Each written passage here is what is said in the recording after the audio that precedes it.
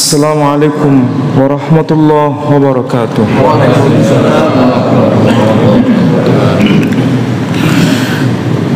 Alhamdulillah wahdah.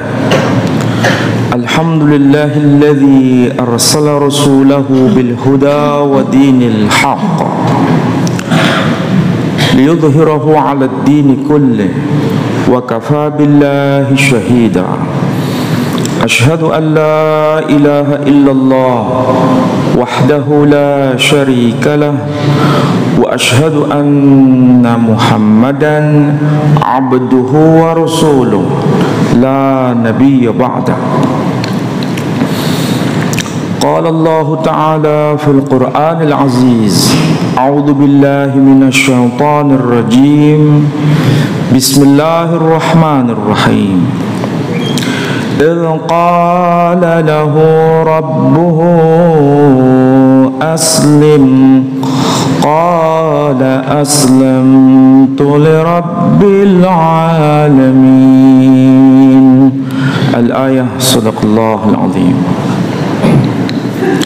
Saudara-saudara, Bapak Ibu sekalian yang saya hormati, alhamdulillah pada waktu subuh ini kita bisa bersama-sama menunaikan sholat wajib berjamaah, dan kita lanjutkan kajian rutin kita dalam rangka mentadabbur ayat-ayat Allah. Mudah-mudahan kebersamaan kita semua mendapat maghfirah dan rahmah dari Allah Subhanahu wa ta'ala.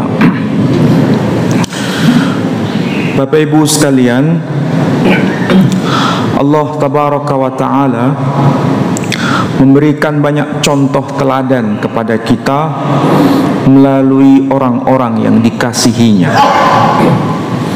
Allah Tabaraka wa Ta'ala banyak mengajarkan kepada kita melalui teladan orang-orang suci yang diabadikan di dalam Al-Quran, termasuk para nabi dan rasulnya. Teladan orang-orang yang diberkahi ini bisa kita contoh melalui ucapan mereka dan sekaligus tindakan mereka. Sebelum saya uraikan semua, ada dua hal yang harus diingat dalam kehidupan kita ini. Karena hidup kita ini tidak panjang, hidup kita ini singkat. Maka manfaatkan sebaik-baiknya hidup kita ini. Yang pertama, kewajiban kita adalah setiap pribadi menyeru dalam kebenaran dan menebar kebaikan. Menyeru pada kebenaran bukan berarti harus menjadi seorang kiai. Menyeru dalam kebenaran bukan harus menjadi seorang ustaz. Menyeru dalam kebenaran bisa dilakukan oleh siapapun, apa latar belakang kita, apa latar belakang profesi kita. Siapapun bisa melakukan dalam arti menyeru dalam kebenaran. Bagaimana konkretnya nanti menyeru dalam kebenaran belum saya jelaskan di sini. Cuma yang harus dijadikan acuan, kita semua harus menyeru dalam kebenaran. Yang kedua, selain menyeru dalam kebenaran, yakni menebar kebaikan. Apapun bentuk kebaikan itu. Menebar dalam kebaikan itu luas maknanya. Jangan dipersempit. Menolong orang itu menebar kebaikan. Menolong janda menebar kebaikan. Tapi jangan dimaknai lain ya. Menebar kebaikan kepada para janda diartikan lain. Sampean tahu maksud saya? Kok senyum-senyum sampean? Jadi menebar kebaikan itu bentuknya luas kepada siapapun. Nah, sekarang kita masuk pada ayat yang harus kita bahas pada pagi ini. Tadi saya baca ayat yang termaktub dalam surah Al-Baqarah, surah yang kedua.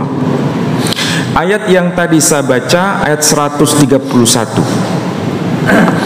Kalau diterjemahkan secara harfiah, idh qala, ingatlah tatkala telah berkata.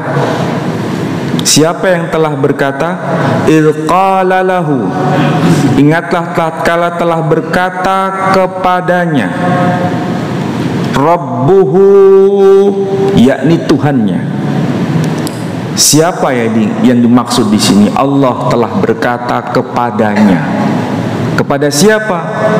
Kepada sosok yang dimaksud di ayat sebelumnya. Apa perintah Allah kepadanya? Aslim, berislamlah. Saya terjemahkan harfiah ya. Aslim, berislamlah. Qala, telah berkata dia, aslamtu, aku telah berislam. Jadi ini menunjuk pada kata kerja bentuk lampau. Aslamtu, bukan sauslimu. Kalau diterjemahkan aku akan berislam, bahasa Arabnya sauslimu. Tapi di sini ayatnya berbunyi aslamtu, aku benar-benar telah berislam li rabbil alamin, kepada Tuhan jagat semesta.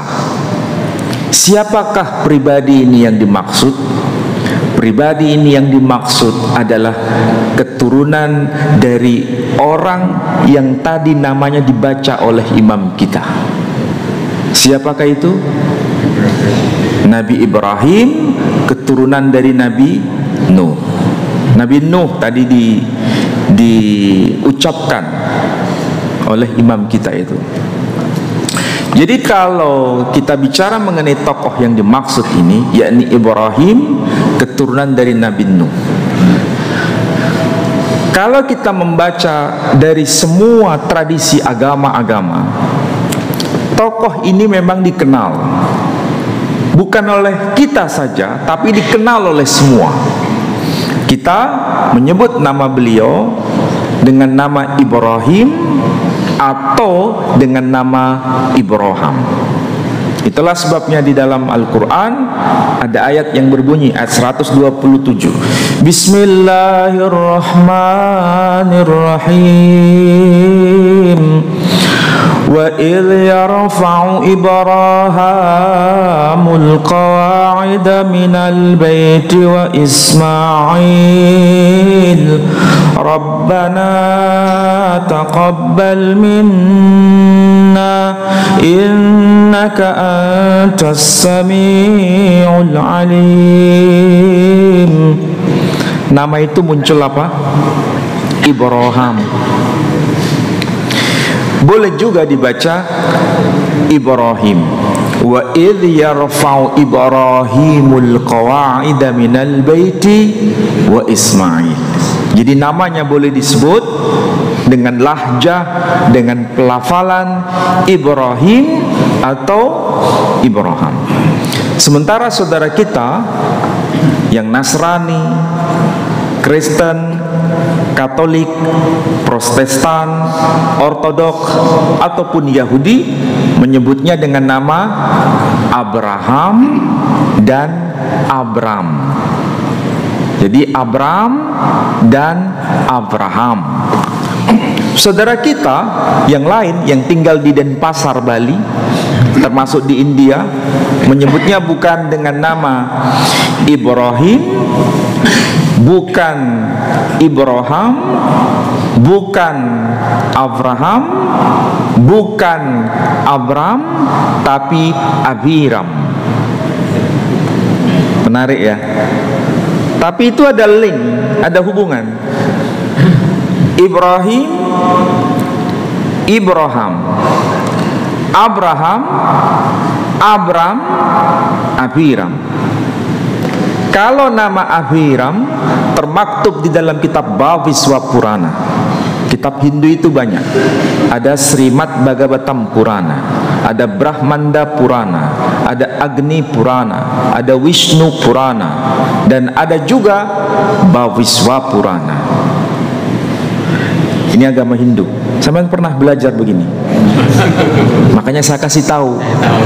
Saya kasih tahu supaya kita ini memahami segala apa yang ada di sekitar kita, supaya kita ini tidak sempit pemahamannya. Kalau kita kurang literasi, itu yang muncul adalah apa? Merasa paling benar, kemudian mudah menyalahkan yang lain tanpa referensi. Itu kebiasaan kita, menyalahkan yang lain tanpa referensi. Nah, kalau dalam kitab Hindu disebutkan dengan nama Abhiram, kitabnya saudara kita yang Yahudi maupun Nasrani menyebutnya Abram dan Abraham. Tulisan Ibrani kayak apa? Kayak begini tuh loh. Tuh, ini tulisan Ibrani kayak begini. Nah, ini kalau dibaca gampang. Havirus Hashalom Lezever Bereshit. Loh, bacanya dari mana? Dari kiri ke kanan atau kanan ke kiri? Sama, dari kanan ke kiri, seperti bahasa Arab. Havirus Hashalom Lezever Bereshit. Jadi dari kanan ke kiri. Ini menandakan ini bagian dari tradisi Timur Tengah. Bahasa Arab juga sama.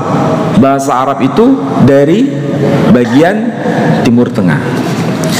Ciri-ciri bahasa Timur Tengah itu ada permainan kata. Apa itu permainan kata? Ya, seperti kalau kita dengar bunyinya itu ada kemiripan-kemiripan. Contoh, kalau di dalam Al-Quran, ini bahasa Arab. Tadi dikatakan apa? Wa idh yarfa'u Ibrahimul qawa'ida minal baiti wa Ismail. Nama Ismail. Ismail.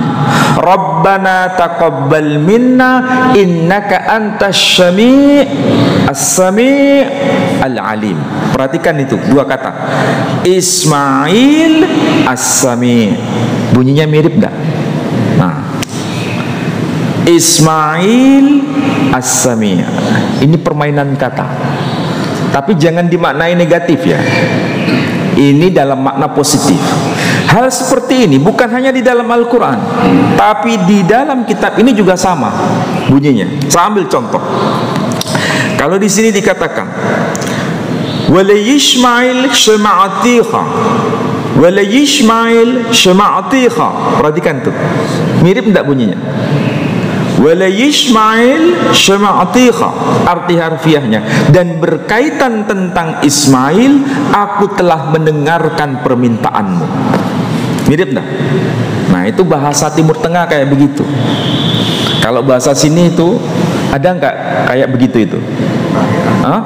Ada parian. Apa itu? Misalnya, contohnya ini, yupainten kleleken timbo, cekap semanten atur kawulo. Jadi ini gejala umum sebetulnya. Gejala umum. Tapi saya tidak akan bahas gitu, nanti melebar kemana-mana. Yang penting bahasa Timur Tengah ini bisa kita tarik pelajar untuk memahami sesuatu, pesan dibalik istilah-istilah yang dipakai. Nah, jadi nama-nama itu menjadi umum, diketahui bukan oleh muslim saja tapi juga non muslim. Artinya ini bukan tokoh sembarangan. Siapakah beliau? Apakah memang ada kaitan dengan Nabi Nuh yang tadi dibaca oleh imam kita? Iya. Kalau kita menyebutnya Nuh, kalau kaum Yahudi menyebutnya Noah, ya. Kalau orang Hindu menyebutnya Manu. Manu. Itulah sebabnya nama Ibrahim terkait dengan Nuh, silsilahnya itu disebut dari Ismail ya. Ismail atau Ismail bin Abraham. ben Terah, ben Nahor, ben Seruk, ben Ra'u, ben Pelek, ben Ever, ben Shela, ben Arpakshad, ben Shem, ben Noah. Ben Noah bukan ben Peter Pan ya, tapi ben Noah itu ben artinya bin bahasa Arabnya, keturunan Noah atau keturunan Nuh. Nah, apa yang beliau sampaikan di dalam ayat ini, dan itu direkam oleh Allah Subhanahu wa Ta'ala, diabadikan di dalam Al-Quran, yakni ungkapan beliau yang berkata, aslamtu li rabbil alamin, aku benar-benar telah berislam, bertaslim li rabbil alamin, kepada Tuhan seru sekalian alam. Jadi di dalam terjemahan bahasa Indonesia itu hanya diterjemahkan Tuhan, padahal bahasa Arabnya ini menggunakan istilah kunci, yakni kata Rob. Perhatikan itu yang bahasa Indonesianya. Sampai nanti masalahnya sudah terlalu pede, nggak bawa Quran itu apa? Tapi saya husnudzon saja, sudah hafal semua dan mengerti maknanya. Oke? Rob, ya. Diartikan apa itu yang versi Indonesia? Tuhan. Tapi sebetulnya bukan sekedar Tuhan. Tuhan yang bagaimana? Ilah itu juga disebut Tuhan. Kita selalu kan baca surah pendek itu. Bismillahirrahmanirrahim. Qul a'udzu birabbin nas, malikin nas, ilahin nas. Apa bedanya Rabb dengan ilah? Ilah Tuhan, Rabb juga Tuhan. Loh, bedanya apa? Apa bedanya? Kalau ilah itu Tuhan yang disembah dan Tuhan yang dimintai pertolongan. Tapi kalau Rob itu Tuhan yang mencipta, Tuhan yang mengawasi, Tuhan yang selalu membersamai kita, dan Tuhan yang mendidik kita. Itulah sebabnya kalau di UIN ada yang namanya Fakultas Tarbiyah. Apa itu Fakultas Tarbiyah? Fakultas Pendidikan. Tarbiyah itu dari kata Rob. Jadi kata tarbiyah diambil dari kata Rob. Kalau begitu Fakultas Tarbiyah bermakna fakultas pendidikan dari kata Rob, karena memang Rob itu artinya pendidik. Saya di sini posisinya itu dalam bahasa Arab di depan panjenengan semua ini disebut sebagai murabbi. Apa itu murabbi? Yang mendidik, mengawasi, mengajarkan, dan selalu membersamai. Nah, itulah sebabnya kalau Allah disebut sebagai Rabb, berarti Allah itu selalu membersamai hambanya, selalu mendidik hambanya, selalu mengawasi hamba-hambanya. Dan ungkapan kata Rabb selalu kita baca dalam gerak-gerik sholat kita. Ayo coba perhatikan. Ketika kita berdiri, Allahu Akbar, sampean masih ingat tidak yang kita ucapkan kata Rabb itu ada atau tidak? Apa yang kita baca? Bismillahirrahmanirrahim. Alhamdulillahi Rabbil alamin. Kata Rabb panjenengan ucapkan. Ketika ruku, apa yang dibaca? Subhana rabbiyal azimi wa bihamdi. Rabb kita sebut lagi. Ketika bangun dari ruku, apa yang kita ucapkan? Sami Allahu liman hamidah. Kemudian dibaca Rabbana walakal hamd. Lagi-lagi Rabb kita ucapkan. Ketika sujud, apa yang kita baca? Subhana rabbiyal a'la wa bihamdi. Ketika duduk di antara dua sujud, yang diucapkan apa? Rabbil firli. dan seterusnya dan seterusnya. Jadi semua gerak-gerik sholat kita tidak pernah lepas dari kata Rob. Artinya apa? Kita ini selalu dibimbing oleh Allah Subhanahu wa ta'ala, kita selalu dalam pengawasan Allah Subhanahu wa ta'ala, dan kita selalu dididik oleh Allah Subhanahu wa ta'ala, dan Allah selalu membersamai kita. Itu makna Rob. Jadi kalau panjenengan sudah bisa menghadirkan istilah Rob dalam kehidupan kita, kita seakan-akan berjalan bersama Allah Subhanahu wa ta'ala. Allah selalu mendidik kita. Yang namanya mendidik itu tidak instan. Mendidik itu proses. Sekolah saja ada TK, belum TK itu apa namanya? Hah? Oh, PAUD. Setelah PAUD, playgroup. Setelah playgroup, TK. Setelah TK, SD. Setelah SD, SMP, SMA, kuliah, S1, S2, S3, S4, S5. Artinya apa? Proses itu semua. Proses. Kuliah saja tidak instan. Ada semester 1, semester 2, semester 3 dan seterusnya. Setiap semester, baik itu pada masa kuliah atau waktu SMP atau SMA, ada nggak ujian semester itu? Ada. Apa tujuan ujian itu? Untuk menaikkan level. Jadi ujian itu untuk menaikkan level, bukan bertujuan untuk apa? Menghina hambanya, bukan. Allah tabaraka wa ta'ala menguji hamba-hambanya itu tujuannya untuk menaikkan level.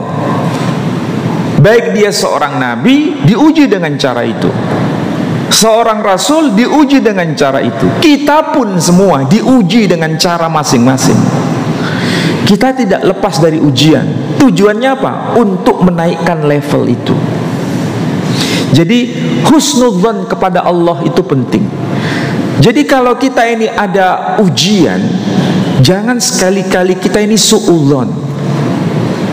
Hidup agak susah sedikit, suudzon kepada Tuhan. Jangan. Itu semua dalam rangka menaikkan level kita. Dan setiap orang itu diuji dengan caranya masing-masing. Nabi Ibrahim saja diuji dengan cara yang bertahap. Ujian itu tidak instan. Bulan depan kita sudah mau merayakan apa? Idul Adha. Ya kan? Ujian yang diterima oleh Ibrahim itu bukan satu-satunya, itu salah satunya. Dan ujian itu ujian yang paling puncak. Ini ujian yang paling tinggi. Ibaratnya ini ujian doktoral kalau bahasa sederhana. Yang sebelumnya Ibrahim mengalami ujian-ujian yang lain. Ujian doktoralnya Ibrahim itu, kamu lebih mencintai sang pemilik nyawa atau nyawa putramu. Kita ini pada umumnya ya, yang belum menikah, kalau sudah bekerja, dapat penghasilan, harta itu kita cintai enggak? Hah? Pasti kita cintai harta itu. Kenapa? Hasil jerih payah kita. Apalagi kita menerima gaji pertama, itu senangnya luar biasa tidak itu? Oh, sangat luar biasa. Pasti itu kita cintai. Kita belikan apa, itu pasti menjadi berharga dalam kehidupan kita. Sangat kita cintai. Tetapi ketika sudah menikah, cinta kita itu berubah. Cinta kepada pasangan lebih dalam dibanding cinta kita kepada harta yang kita punya. Betul tidak? Kalau seandainya pasangan hidup kita ini masuk ke rumah sakit, kemudian harus mengeluarkan sebagian harta yang kita punya, sampean mau keluarkan harta itu atau ditahan? Pasti dikeluarkan. Demi apa? Demi kesembuhan pasangan hidup kita. Itu natural. Itu hukum alam. Kemudian kalau seandainya kita sudah punya keturunan, kita sudah mengalami itu semua, saya pun juga. tapi saya belum punya cucu. Belum. Saya baru punya anak. Ketika sudah punya anak, cinta itu bergeser. Cinta kepada anak itu lebih tinggi dibanding cinta kepada pasangan. Betul tidak itu? Betul. Tapi kalau sudah punya cucu, cintanya bergeser kemana? Cucu. Ini hukum alam.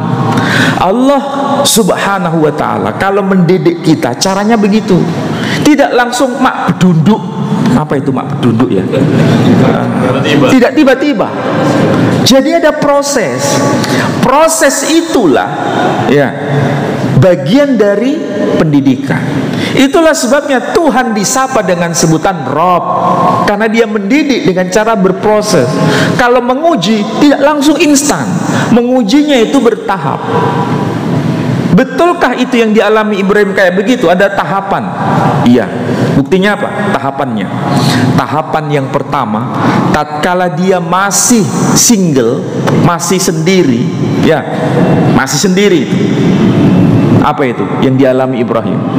Ya naru kuni bardan wasalaman ala Ibrahim. Wahai api, jadilah dingin dan jadilah keselamatan atas Ibrahim. Ujiannya itu bagi dirinya sendiri. Belum ada partner, belum ada keturunan, dia sendiri. Tapi Allah menguji dari situ. Kamu lebih mencintai aku atau mencintai dirimu?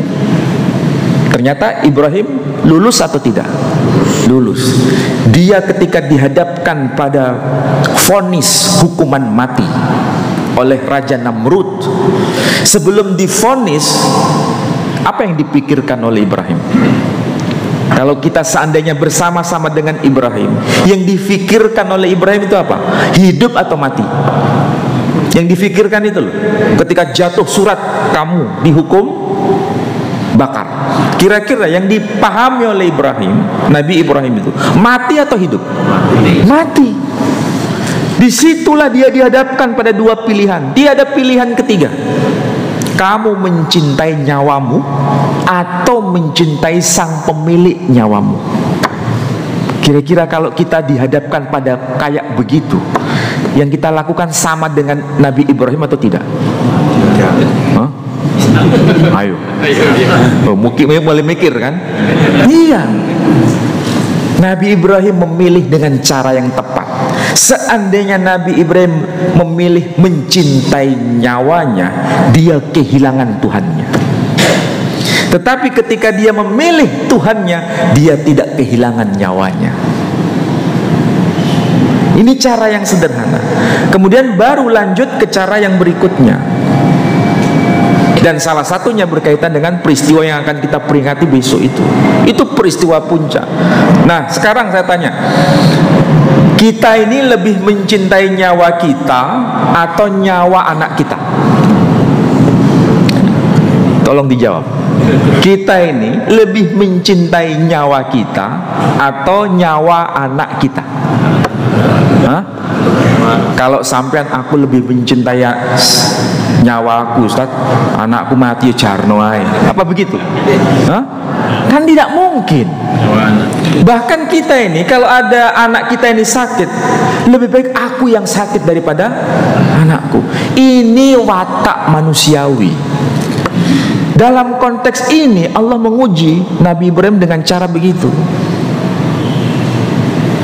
Itulah sebabnya Allah subhanahu wa ta'ala meminta Ibrahim itu mengorbankan putranya. Dan ini bagian dari tarbiyah kepada Nabi Ibrahim alaihissalam. Kita pun seharusnya begitu, Bapak Ibu sekalian. Kita pun mengalami hal yang sama seperti para nabi dan rasul, hanya tingkatannya yang berbeda. Tingkatannya yang berbeda. Kalau tingkatan kita itu sama dengan nabi rasul, wah, luar biasa kita ini. Tapi minimal hidup ini dihadapkan pada pilihan-pilihan. Kalau pilihannya tepat, alhamdulillah. Tapi kalau pilihannya tidak tepat, naudzubillah. Karena hidup kita ini singkat. Kita dihadapkan pada dua itu. Nah, pelajaran apa yang kita dapatkan dari Nabi Ibrahim itu? Berkaitan dengan menyeru dalam kebenaran. Benarkah Nabi Ibrahim itu menyeru dalam kebenaran? Jawabannya iya. Menyeru kepada siapa dia? Menyeru kepada menyeru kepada Raja Namrud, raja yang zalim. Dia menyeru dalam kebenaran. Itu pun dengan bahasa yang tidak vulgar, tapi dengan bahasa yang penuh kearifan. Jadi menyeru dalam kebenaran itu kewajiban. Bukan kewajiban Rasul dan Nabi, tapi kewajiban semua. Apa arti dari kebenaran? Kebenaran itu maknanya luas. Salah satu bagiannya adalah menyeru dalam tauhid. Sampai kan sudah diajarkan mengenai tauhid oleh Ustadz siapa? Ustadz Najib. Itu kebenaran. Kebenaran dalam persoalan tauhid harus disampaikan. Penyampaian itu tentu dengan kebijaksanaan. Bukan dengan cara frontal, tapi dengan cara kebijaksanaan. Dan itu ada tahapan-tahapan dalam seruan kebenaran itu. Dan itu semua tergantung pada pundak kita masing-masing. Menasihati anak-anak kita juga begitu. Menasihati dalam kebenaran ada tahap-tahapan, tidak langsung frontal. Kalau kamu tidak mengikuti aku, tidak mengikuti ayah, keluar dari rumah ini, apa begitu langsung? Nah, itu berarti tidak ada tahapan yang bijak. Ada proses. Dan semuanya itu tergantung dari cara kita menyampaikan kebenaran itu. Sehingga di situ ada keinginan untuk berubah. Nabi Ibrahim sukses sekali dalam persoalan menyeru dalam kebenaran.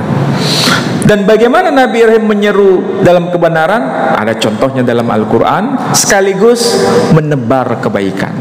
Menebar kebaikan contohnya apa yang ada dalam pribadi Nabi Ibrahim? Ada yang bisa jawab? Sampai kok terlalu serius sih? Apa contoh konkretnya? Dia menebar kebaikan. Apa contoh konkretnya? Ketika ada tamu yang datang kepada dirinya, ya, Nabi Ibrahim tahu nggak tamu itu siapa? Nggak tahu. Yang dia lihat, yang dia lihat dengan kasat mata, itu seperti dirinya, manusia seperti dirinya. Tapi Nabi Ibrahim tidak kenal siapa mereka yang datang itu. Tapi karena dia selalu berada dalam kebaikan, dia langsung apa itu? Bergegas-gegas menyembelih ternak yang dia punya. Jadi yang terbaik yang dia punya itu disuguhkan kepada tamunya. Padahal ini orang asing. Coba kalau seandainya Bolodewi, kira-kira yang dia suguhkan apa? Pasti lebih dari itu, Wong Bolodewi. Ini orang asing. Orang asing yang dia nggak kenal.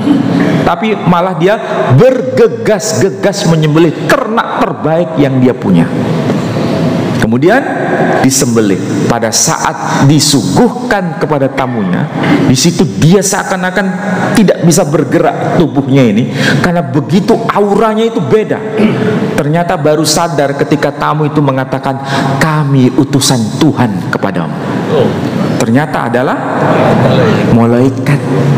Jadi hati-hati kalau ada gembel, kalau ada orang yang menurut kita ini gak level dengan kita, hati-hati, bisa jadi itu malaikat yang sedang nyamar. Jangan sangka loh, malaikat itu pensiun. Gak ada malaikat itu pensiun. Ya kalau Nabi Ibrahim yang datang itu kelasnya adalah malaikat Jibril, malaikat Mikail. Memang betul ya, di dalam kitab tafsir yang datang itu 3 malaikat utama dalam kitab tafsir. Siapa itu? Jibril, Mikail, Israfil. Itu yang datang dalam rupa manusia. Nggak tahu Nabi Ibrahim kalau itu yang datang itu malaikat, belegernya itu menungso. Nggak tahu. Tapi ketika kami adalah utusan Tuhan kepadamu, dari situlah dia mulai menampakkan auranya. Ini bukan orang sembarangan. memang utusan Tuhan dalam rupa manusia. Kayak begini juga datang kepada tokoh perempuan, dan itu diceritakan dalam Al-Quran. Siapa? Sayyidah Maryam, dalam rupa manusia. Sekali lagi, Jibril, Mikail, Israfil. Hal begitu juga diceritakan di sini dalam kitabnya Yahudi. Namanya juga disebutkan, tapi bukan disebut Jibril, disebut Gabriel. Tidak disebut Mikail, tapi disebut Mikhael. Tidak disebut Israfil, tapi disebut Rafael. Jadi Gabriel, Mikhael, Rafael, dalam rupa manusia. Kalau begitu, ini dahsyat nggak? Oh, dahsyat. Tapi dari situlah kita belajar bahwa malaikat itu tidak pensiun. Ya otomatis nggak makan, nggak minum, ya tidak pensiun juga. Jadi intinya begini, jangan kita ini meremehkan orang, jangan kita ini memandang rendah orang, siapapun orang itu. Karena kebiasaan kita ini melihat orang itu dari apa? Penampilan, casing. Dan itu yang membuat kita ini celaka. Nggak usah jauh-jauh. Ini kritik ya, barangkali nanti akan didengar juga. Tapi nggak apa-apa, ini kritikan. Pesantren itu, pesantren itu nilainya nilai agamis atau tidak? Oh, sangat agamis. Tapi faktanya tidak sesuai dengan ajaran Quran sendiri, termasuk kiai-kiainya. Loh, kok bisa begitu? Kalau yang datang itu tamu yang tidak jelas, kira-kira ditemui nggak oleh kiainya? Hah? Sampai mengalami itu. Tapi kalau tamunya itu tamu istimewa, persiapannya berapa hari? Ini fakta real. Saya ngomong begini itu apa adanya. Tidak pernah saya tutup-tutupi. Kebenaran tetap kebenaran, kebatilan tetap kebatilan, tidak bisa berubah. Dan suruhan para nabi dan rasul begitu. Salah katakan salah, benar katakan benar. Dan itu kita alami semua. Dan kita pun pasti mengalami itu. Pernah nggak kita dipandang rendah oleh orang lain? Pernah. Saya pun juga mengalami hal yang sama. Iya. Jekete setelah tahu kalau kita ini begini, wah terjadi baik ikut toh. Baru kaget dia. Padahal awalnya dia melecehkan. Setelah baru tampil, baru dia apa? Baru ngeh. Oh, kalau bahasa kita guru ngerti ternyata. Jadi jangan sampai kita meremehkan orang. Kita pun mengalami hal begitu. Nggak usah ditutup-tutupi kebatilan dan kebenaran itu sehingga bercampur. Nabi Ibrahim, coba lihat akhlaknya itu. Dia nggak tahu itu tamu itu apa, dari mana, tujuannya apa, tapi dia hormat. Kenapa? Dia menebar kebaikan. Menebar kebaikan. Jadi inilah sebetulnya makna hidup itu. Ini contoh konkret dan sederhana. Jadi sekali lagi Bapak Ibu sekalian, hidup ini sementara. Paling panjang berapa sih usia kita? Kita pun tidak tahu kapan kita dipanggil. Saya dalam beberapa hari ini kehilangan banyak orang yang saya anggap baik dalam hidupnya. Tiba-tiba dipanggil satu demi satu, satu demi satu. Baik yang muslim maupun yang non-muslim. Yang terakhir, ini non-muslim. Orangnya sangat baik, sangat baik. Menurut saya itu sangat baik. Karena dia beragama Hindu, ya, dan dia tahu hukum karma itu, tahu hukum karma. Menurut agama Hindu, hukum karma itu menjadi kaca benggala bagi dirinya. Kalau berbuat keliru, dia akan menuai itu. Kalau berbuat baik, dia akan menuai itu. Hidupnya itu, kalau menurut saya itu sangat Islami. Kalau menurut saya ya, dalam pandangan Islam itu sangat Islam. Ternyata dia sudah pergi. sudah dikremasi. Hidup ini sementara. Maukah kita ini hidup bergelimang dengan dosa? Maukah kita ini hidup selalu menyakiti orang lain? Maukah kita ini hidup selalu membuat orang itu tidak nyaman dengan kehadiran kita? Jadilah manusia yang seperti Nabi Ibrahim yang namanya selalu kita sebut. Percuma kita menyebut nama Ibrahim dalam setiap sholat kita, tapi kita nggak pernah mengikuti jejaknya. Berkali-kali kita umrah, berkali-kali kita haji, sholat di belakang makom Ibrahim, sholat di belakang makom Ibrahim, jejak telapak kaki Ibrahim. Tapi ketika pulang, hidupnya tidak pernah mengikuti jejak kehidupan Ibrahim. Apakah ini makna agama? Apakah agama hanya sekedar lip service semata-mata? Hanya sekedar hura-hura, tampilan luar, tapi maknanya tidak dipahami.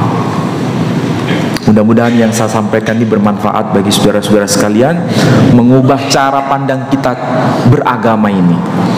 Karena agama ini bukan sekedar kata-kata, tapi tindakan. Dan tindakan itu cermin dari kata-kata itu. Mudah-mudahan kita menjadi hamba yang semakin baik, makom kita semakin dinaikkan oleh Allah Subhanahu wa Ta'ala. Saya hanya berpesan, ketika kita berkata Rabbi, baik dalam ruku, sujud, iktidal, qiyam, ketika menyebut Rabb, bayangkan kita dalam posisi dididik oleh Allah Subhanahu wa Ta'ala, dan Allah selalu membersamai kita. Kalau itu sudah kita bayangkan, Allah selalu membersamai kita, maka tidak ada yang namanya kekhawatiran dalam hidup. Semoga Allah merahmati kita semua. Baik, ada yang pertanyaan? Ya. Pertanyaan saya sederhana, Ustaz, berkaitan dengan Nabi Ibrahim. Kalau nggak salah di kitabnya orang Kristen itu, orang Islam pernah bilang itu katanya aslinya namanya Abram, tapi kemudian ketika dia melewati sebuah ujian sama Allah, namanya diganti menjadi Abraham. Apakah benar seperti ini? Assalamualaikum warahmatullahi wabarakatuh. Waalaikumsalam warahmatullahi wabarakatuh. Jadi memang nama aslinya itu Abram.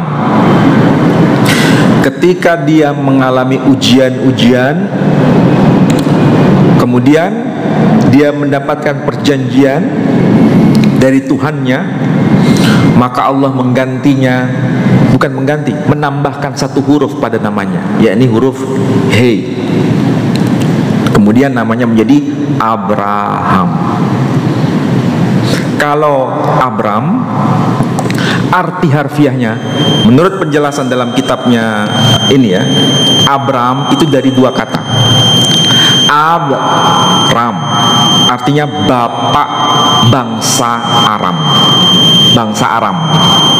Aram itu apa? Aram itu kawasan di wilayah Mesopotamia, kalau sekarang Irak. Jadi hanya bapak bangsa satu kelompok. Tapi Abraham maknanya bapak segala bangsa. Dan kenapa diubah begitu? Karena nanti Abraham ini menjadi berkat bagi bangsa-bangsa. Berkat bangsa-bangsa ini nanti, ini ada kaitan dengan tokoh yang akan muncul dari sulbinya Abraham atau Ibrahim, yang nanti menjadi khataman nabiyyin, utusan bagi bangsa-bangsa. Itulah kenapa nanti kaum Yahudi, nah ini ada kaitan juga peristiwa besok itu. Kalau menurut Islam, berkat bagi bangsa-bangsa, yakni rahmatan lil alamin, Nabi sebagai rahmatan lil alamin, itu keturunan siapa? Ismail. Kaum Yahudi mengatakan yang disembelih bukan Ismail, tapi siapa? Ishak. Karena mereka berkeinginan tokoh berkat bangsa-bangsa ini harus keturunan Ibrahim melalui Ishak, bukan melalui Ismail. Makanya kalau di dalam Al-Quran itu jelas ya dikatakan, Alhamdulillahilladzi wahabali alal kibari Ismaila wa Ishaqa inna rabbi lasami'ud du'a. Nama Ismail dulu, baru kemudian Ishak. Itu di dalam surah namanya surah Ibrahim. Allah Karim. Perhatikan tuh, nama surahnya surah Ibrahim. Disebutkan nama Ismail dan Ishak. Quran tuh gitu. Sementara di kitabnya kaum Yahudi, penyebutan itu sama tapi susunannya yang berbeda. Bani Abraham, Yitzhak, wa Ismail. Anak-anak Ibrahim adalah Ishak dan Ismail. Susunannya beda atau sama? Beda. Tapi orang yang disebut namanya sama atau beda? Sama. Kenapa urutannya berbeda? Karena di situ ada maksud bahwa berkat bangsa-bangsa khataman nabiyyin, menurut mereka harus lahir dari Nabi Ishak. Itulah sebabnya kaum Yahudi itu sulit menerima Nabi Muhammad SAW karena bukan keturunan Ishak. Di sini yang dimaksud keturunan Ishak dari garis bapak. Tapi sebetulnya ini bocoran. Ini bocoran. Nabi kita Muhammad SAW kalau dari garis bapak keturunan Nabi Ismail. Tapi kalau dari garis ibu keturunan Nabi Ishak. Sahabat baru tahu? Iya. Saya pernah bicara begini, banyak yang kaget. Karena ini hasil riset. Kalau dari garis bapak maksudnya dari apa itu patrilineal, ya, itu Nabi Ismail.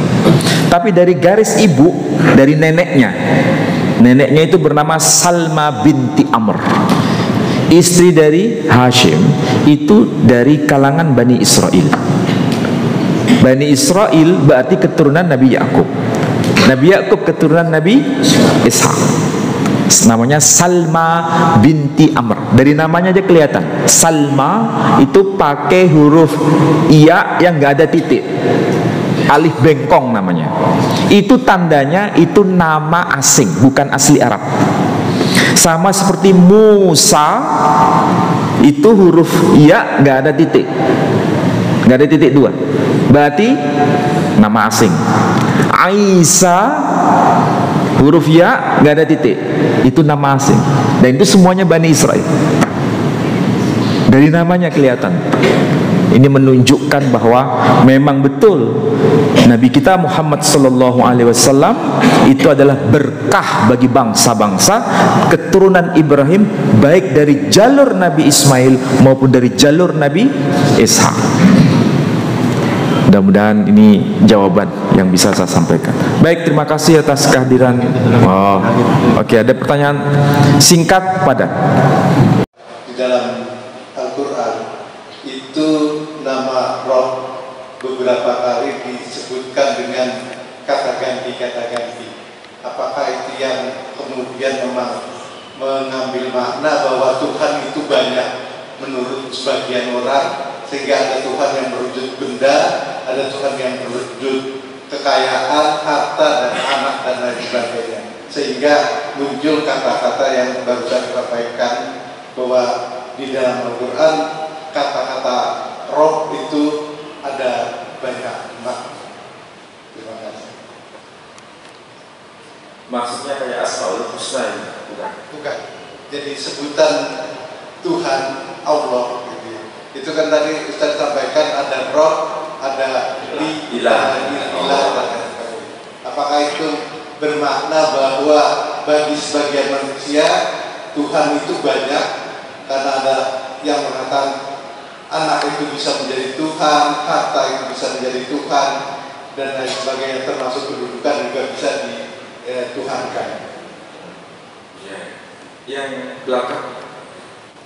Mohon maaf, saya seorang guru.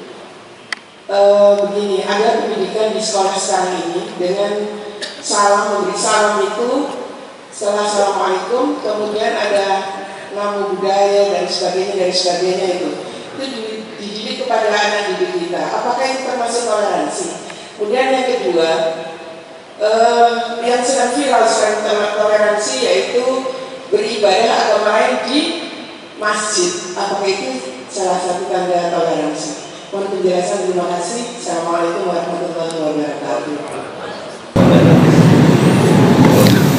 Abot ini jawabannya.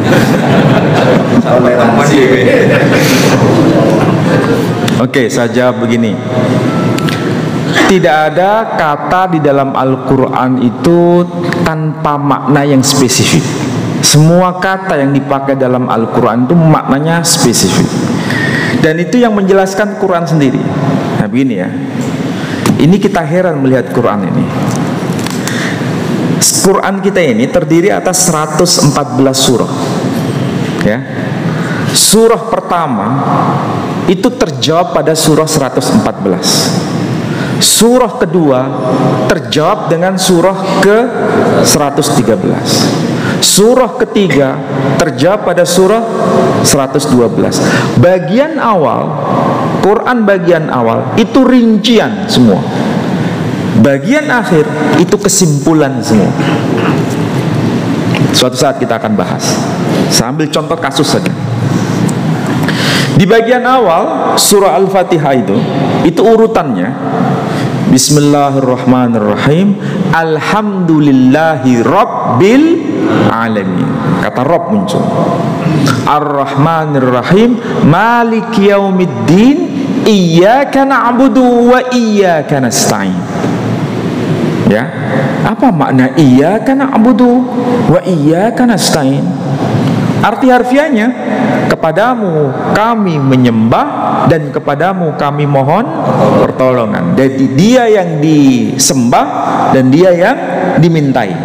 Ini ayat dari surah Al-Fatihah. Ini nanti terjawab, disimpulkan pada bagian akhir di surah 114. Apa itu?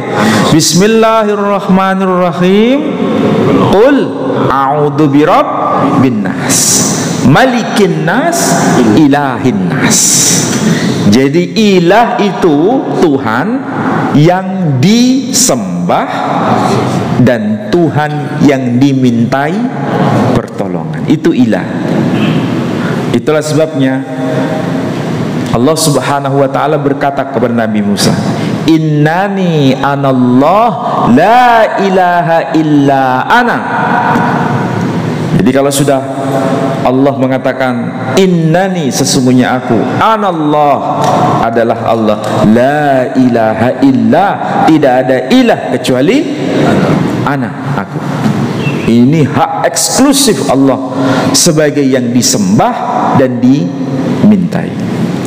Nah, kenapa kok ada harta jadi Tuhan, jabatan jadi Tuhan? Karena Al-Quran juga menggunakan redaksi arbabam min dunillah. Arbab itu diambil dari kata Rob, Tuhan-Tuhan selain Allah. Apa itu? Apa? Para rabi Yahudi itu menjadi Rob. Itu Taurat. Rabi itu ulama. Jadi mereka itu mengikuti ulama tanpa kritis, itu bisa jadi Tuhan. Sampean kalau ngikuti kiai, ngikuti saya tanpa kritis, sampean menuhankan kiai, menuhankan ustadz, menuhankan orang. Jadi harus hati-hati, jangan sampai sekedar percaya, harus kritis. Nah, itulah sebabnya memang tidak mudah, tapi tidak bisa berperan sebagai ilah, tapi sebagai Rob. Rob artinya Tuhan, tapi Tuhan yang selalu mengawasi, Tuhan yang selalu mendidik. Tapi kalau sudah bergantung pada selain dia, kita menjadikan yang lain itu sebagai Rob juga, dan itu nggak boleh. Oke. Pertanyaan tadi yang saya katakan berat tadi jawabannya ini, karena ini disuntik masalahnya. Saya ini banyak bergaul dengan para jenderal. Kalau saya menjawab tidak bijak, Hati-hati. Ya kan? Nah, begini prinsip Islam itu. Islam itu memandang hak itu hak, batil itu batil. Ya. Masalahnya begini. Toleransi itu sederhana maknanya. Kita mengakui yang lain tetapi tidak ikut campur dalam persoalan apa? Akidahnya. Mengakui yang lain dalam arti sebagai manusianya kita akui, tapi mengenai ajarannya Al-Quran itu sebagai yang final.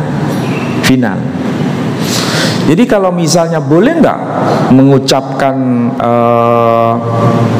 apa itu namo budaya, ya terus apa lagi?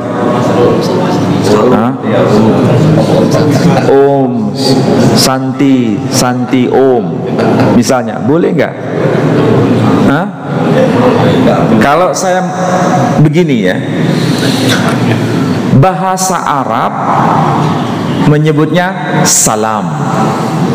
Ya, bahasa Ibrani itu kalau diterjemahkan itu artinya sama dengan bahasa Arab, yakni salam. Apa itu bahasa Ibraninya? Shalom. Bahasa Sanskrit ya, itu kalau bahasa Arabnya sama dengan salam itu adalah santi. Makanya mereka ada Om Santi Om. Kalau saya ngomong begini, ini saya toleransi enggak? Toleransi. Ini saya hanya mengajarkan dalam arti menjelaskan, bukan dalam aspek ritual. Tapi kalau sudah saudara-saudara saya ucapkan Om Santi Om, ini salah atau enggak? Nah, karena tidak bermaksud untuk mengajarkan, tapi dalam masih praktek ritual. Beda kan? Sama seperti begini. Misalnya, bisa berdiri ya. Misalnya begini.